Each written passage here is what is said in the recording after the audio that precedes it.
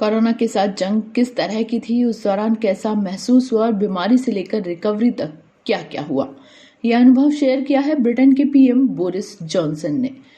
Britain के PM Boris Johnson हालांकि अब कोरोना को मात देकर इस बीमारी से पूरी तरह उबर चुके हैं, लेकिन अपने एक इंटरव्यू में वो बताते हैं कि जब कोरोना से संक्रमित हुए और अस्पताल में भर्ती हुए तब डॉक्टरों ने उनकी मौत की घोषणा करने की तैयारी कर ली थी।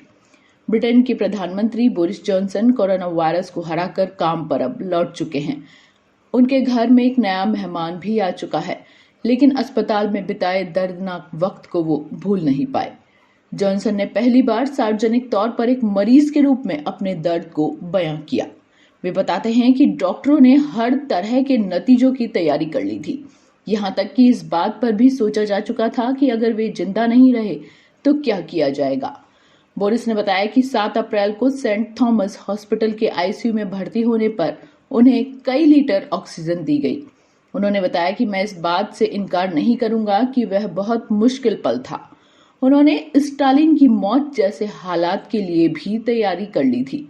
मैं बहुत अच्छे हालात में नहीं था और मुझे पता था कि डॉक्टरों के पास दूसरे प्लान भी थे।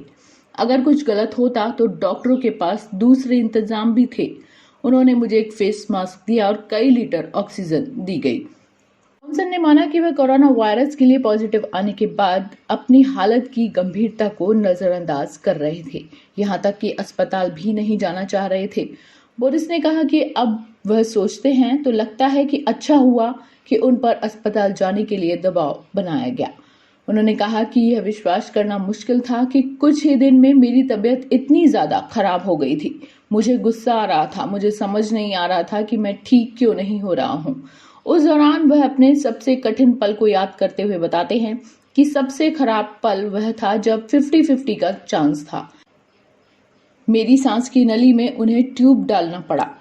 तब थोड़ा वे सोचने लगे कि इसे कैसे हैंडल करना है, क्योंकि इंडिकेटर्स गलत डायरेक्शन में जा रहे थे और मैं सोच रहा था कि इसकी कोई दवा नहीं है, कोई इलाज नहीं है। तब मुझे लगा कि मैं इससे कैसे बाहर निकलूंगा।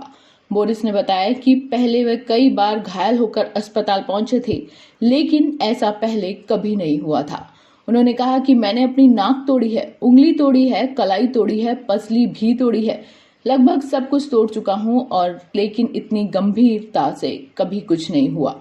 उन्होंने कहा कि बेहद अच्छी देखभाल की वजह से वे ठीक हो सके और घातक बीमारी से बाहर निकल पाने के लिए वे बहुत लकी हैं, जबकि दूसरे लोग अभी उससे गुजर रहे हैं। उन्होंने कहा कि इसलिए वह दूसरे लोगों को दर्द से बाहर निकालने के लिए प्रतिबद्ध हैं, साथ ही इस बात के लिए भी कि देश को वापस अपने पैरों पर खड़ा किया जा सके।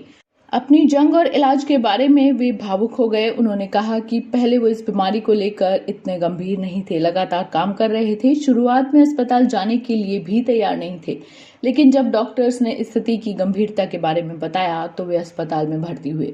वे कहते हैं कि डॉक्टर्स ने मुझे जबरदस्ती अस्पताल ले जाकर सही किया है, लेकिन अब मैं खुद इस बीमारी से लड़ने और देश के हालातों को वापस बेहतर बनाने के प्रति ज्यादा मजबूत हो गया हूं।